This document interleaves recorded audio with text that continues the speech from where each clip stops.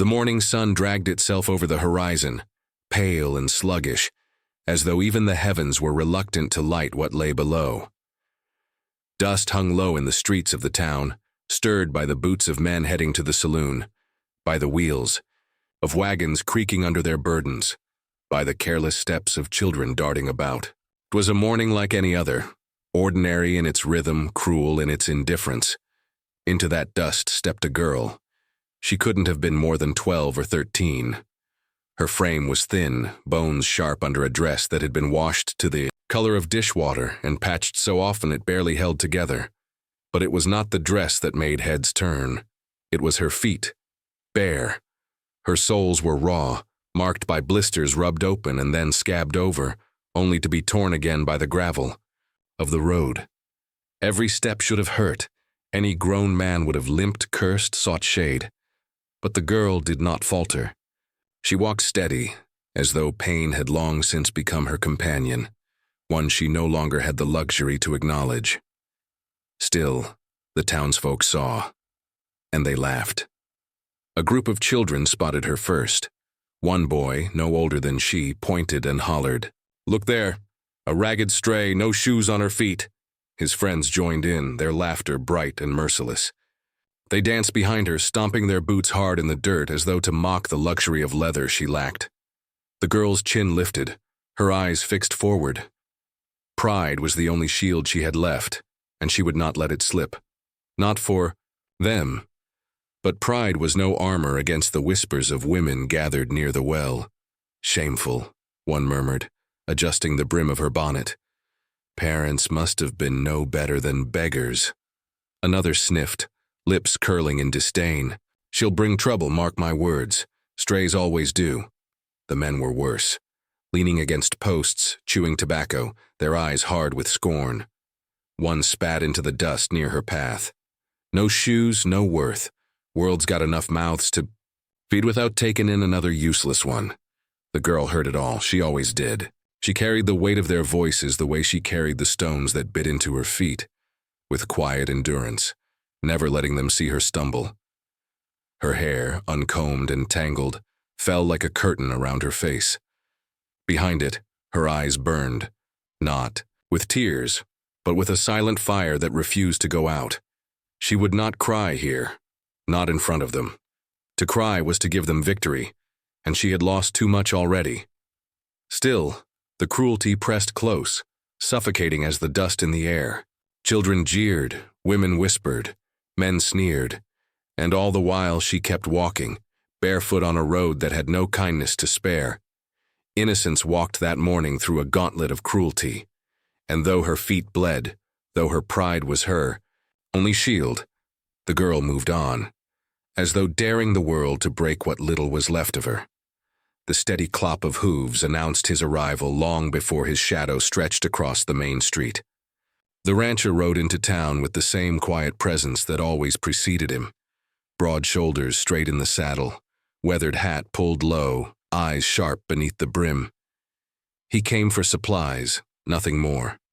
Flour, beans, a length of rope, necessities that filled the gaps of ranch life.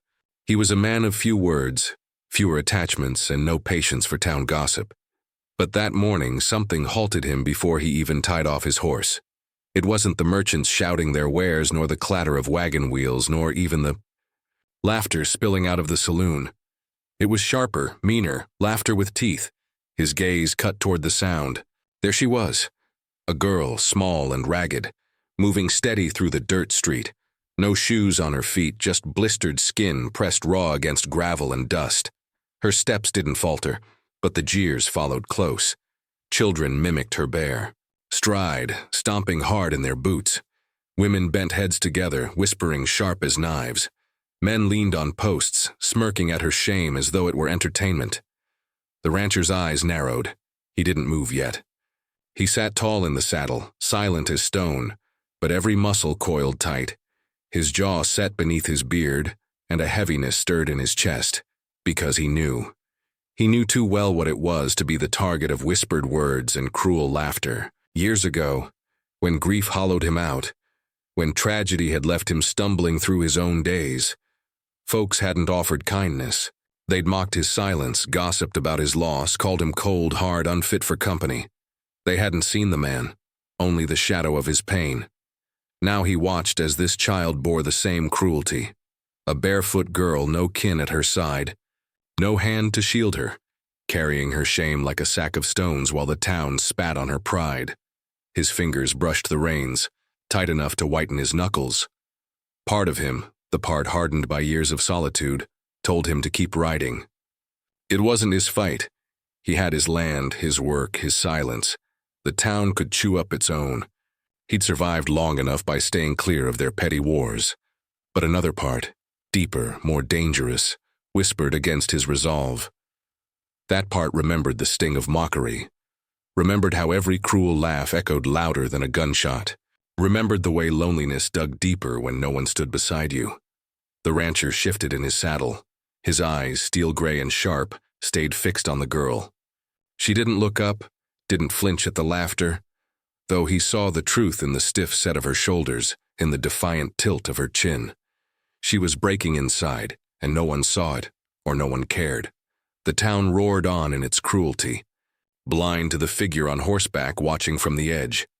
He remained still, his silence stretching taut as a drawn bowstring. Would he ride past, like everyone else? Or would he step down, shatter the jeers, and risk the scorn meant for her? The answer hung heavy in the air, unsaid but inevitable. Because though the rancher had ridden into town for supplies, he had stumbled upon something else, something that demanded a choice, and the weight of it settled hard on his shoulders. The street's mockery swelled, louder than the rattle of wagons or the creak of swinging saloon doors. What had begun as whispers and giggles turned to full-throated jeers. The girl, barefoot and weary, pushed on with her chin high, though each step drew fire from her blistered feet. Then came the sharp whistle of a stone. A boy, barely older than she was, snatched a rock from the road and hurled it. It struck the dirt at her feet with a crack, spraying dust into her legs. She stumbled, her raw heels skidding, but caught herself before she fell. The crowd howled with laughter. "Look at her dance," one man sneered. "She ain't fit for the dogs," barked another. Her throat burned, but she said nothing. Pride alone kept her upright as she limped toward the well at the edge of the square. Perhaps, just perhaps, she might wash her feet, cool the fire in her skin. But the shopkeeper standing guard near the bucket stepped forward, arms crossed. His lip curled in disdain. "Not for the likes of you, water costs, beggars don't pay." She froze, her parched lips trembling. 100 stares pressed down, waiting for her to break. But she refused them, even that. Her voice came as a whisper, cracked and hoarse, spoken more to herself than to them. "I don't need your pity." The words were brave, but her body betrayed her. She swayed on her feet, her small frame too thin, too weary, the dust caking against her cracked skin. The laughter swelled again, crueler this time, as if her defiance was their favorite joke. And then silence.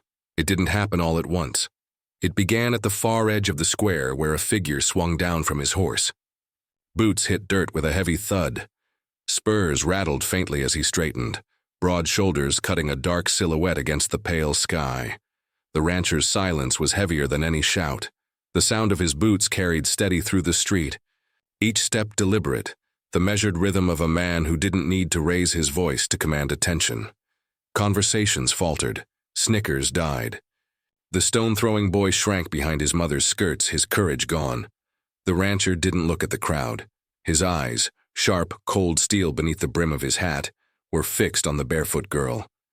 She lifted her head at last. The moment. Her gaze met his. Something flickered in her hollow stare. Confusion, fear, and something else. Something like the fragile spark of hope she dared not trust. The rancher stopped a few paces from her. Dust swirled faintly in the space between them, stirred by the weight of his presence. He said nothing, but he didn't need to. His silence thundered louder than the mob's laughter had moments before. The townsfolk shifted, uncomfortable beneath his gaze. This was a man not given to rash words or wasted gestures, and every soul in that square knew it. His reputation was carved in stone, hard-working, iron-willed, a man who carried his grief like armor. If he was here, standing now, it was no accident. The girl's chest rose and fell in shallow breaths. For the first time since she wandered into town, the jeers quieted around her. The rancher's shadow stretched long across the dirt, reaching her bare feet like a shield. And still, he said nothing. He didn't need to. Not yet. His presence alone had broken the spell of cruelty, silencing laughter, choking the venom from the crowd. But the question hung heavy in the dust-choked air. What would he do next? The rancher's boots ground against the dust as he closed the last steps between himself and the girl. She stood trembling, her feet raw, her small hands clutched at her sides. The crowd, so bold moments before, seemed to draw back at his presence, but their jeering faces still burned with cruel amusement. The rancher's gaze swept across them, slow and steady, like a man measuring his enemies. When he finally spoke, his words rolled through the square like distant thunder. Mocking a child's bare feet makes you smaller than the dust she walks on. The line cut clean, sharp enough to sting the pride of every man, woman, and child who had laughed. A hush rippled through the crowd. Even the boy who'd thrown the stone ducked his head. The rancher shifted, stepping forward until he stood between the girl and the mob, his shoulders squared, his frame a wall of weathered resolve. One hand rested loose at his side, the other, drifting close to the worn leather holster at his hip. "Go on, then," one man muttered, puffing up his chest though his voice quavered. "You think she's your burden now? She's nothing. Not worth the boots on your feet." Another voice rose, harsher. "She'll ruin you. You'll feed her scraps till you're starved yourself. Cast her out before she drags you down." Spittle hit the dirt at the rancher's boots. The insult was plain, the message clear. The girl was worthless in their eyes, but the rancher did not move. His voice, when it came, was not soft. It thundered with a power that made even the hardiest ranch hand flinch. Worthless. He let the word hang heavy, glaring at the man who had spoken. "You measure worth in coin and cruelty. I measure it in courage. And this girl's got more of that than any of you." He jabbed a finger toward the girl's blistered feet. "She walked here barefoot? You call that weakness, I call it strength." The crowd shifted uneasily. Some grumbled, others muttered, but none dared laugh now. The rancher took one step closer, his hand brushing the worn grip of his revolver. His voice dropped lower, colder. "So hear me plain. If any man here thinks to raise a hand, or another, stone, at this child, he'll answer to me. You strike her, you strike through me." The words struck like gunfire. A tense silence followed. So thick it seemed even the wind had stilled. Hands twitched near belts. The sheriff, standing at the edge of the crowd, stiffened, watching closely. A few men, red-faced with anger, let their fingers hover near the butts of their pistols. For a moment the square was a tinderbox, one spark away from violence. But no, spark came. The rancher's eyes, cold and unyielding, met theirs without flinching. His reputation filled the silence. The years of hard work, the battles fought, the grief carried, the strength that had built his land from nothing. This was not a man to cross lightly. One by one, hands eased away from gun belts. A cough broke, the stillness. Boots shuffled. The heat of defiance drained from their faces, replaced by something more familiar. Respect tinged with fear. The rancher gave a final look across them all, as if daring one last fool to test him. No one did. Then, without another word, he turned slightly and set his hand gently on the girl's shoulder, a silent promise carved into that simple act. She was under his protection now, and not a soul in the square had the courage to deny it. The square held its breath. Dust drifted lazy circles in the still air, but the usual chatter and bustle of town had died away. All eyes were on the rancher and the barefoot girl at his side. He stood like a monument between her and the cruelty that had tried to swallow her whole. Then, slowly, deliberately, the rancher turned. His boots scuffed against the dirt as he lowered himself to one knee, the motion deliberate, reverent, as if kneeling before something fragile yet sacred. His shadow stretched across her small frame. His voice came low, steady, meant only for her but carried far enough that the crowd could not pretend not to hear. You've walked enough, little one. Time you rode. He extended his hand. A large, calloused palm, weather-beaten by years of work, scarred by rope and steel.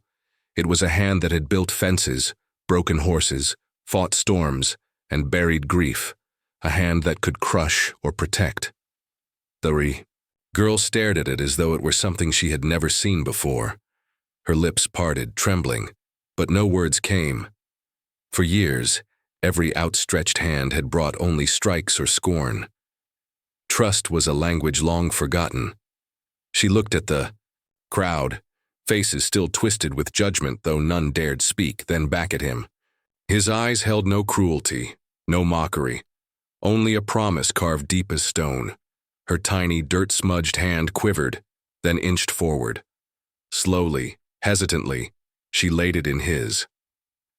The rancher closed his fingers gently around hers, steadying her, lifting her not just from the dust but from years of being unseen. The murmurs swelled. A woman gasped. A man cursed under his breath. Children gawked in silence. The rancher rose with her hand in his and led her to the horse waiting at the hitching post. The animal snorted, stamping a hoof, sensing the weight of the moment, without asking permission of anyone. Not the sheriff, not the crowd, not the world itself. He set his hands at the girl's waist and lifted her.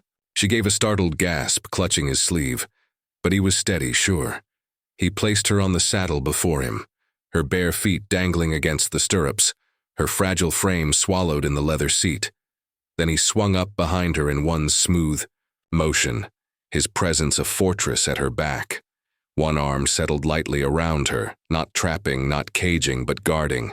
She trembled at first, uncertain, but the heat of his coat and the steady thump of his heartbeat reached her in ways words could not.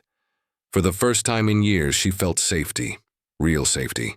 Not just the absence of cruelty, but the presence of strength that chose to protect. The square fell into a silence so deep that even the horses tethered nearby seemed to still. No one laughed now. The jeers that had once filled the air curdled into shame. Men shifted uncomfortably. Women turned their faces, children clutched their mothers' skirts.